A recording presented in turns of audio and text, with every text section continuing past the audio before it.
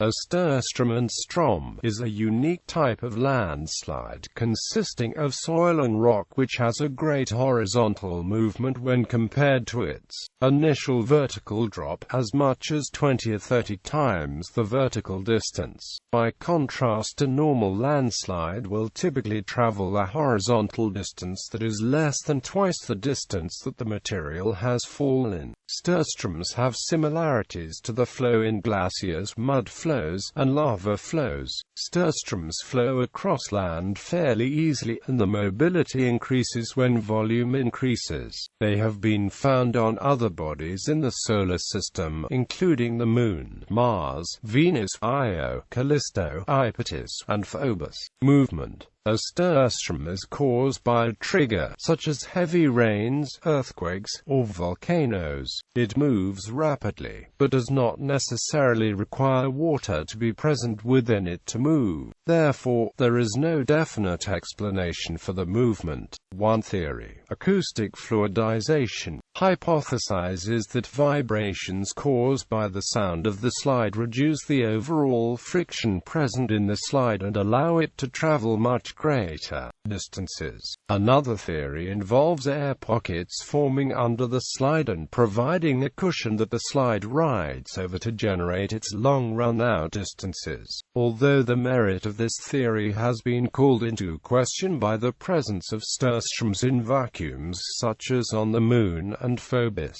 Observation of slides on Hypatis suggest tiny contact points between bits of ice debris may heat them up considerably, causing melting and forming a more fluid, and thus less friction-limited, mass of material. The amount of energy in a Sturzstrom is much higher than in a typical landslide. Once moving, it can ride over nearly any terrain and will cover more horizontal ground than downward-sloped ground. Its momentum can even carry it up small hills. In the large Kofels landslide, which flowed into the Ötztal Valley in Tyrol, Austria, deposits of fused rocks, called frictionite or hyalomyelinite, were found in the landslide debris. This has been hypothesized to be volcanic in origin of the result of a meteorite impact.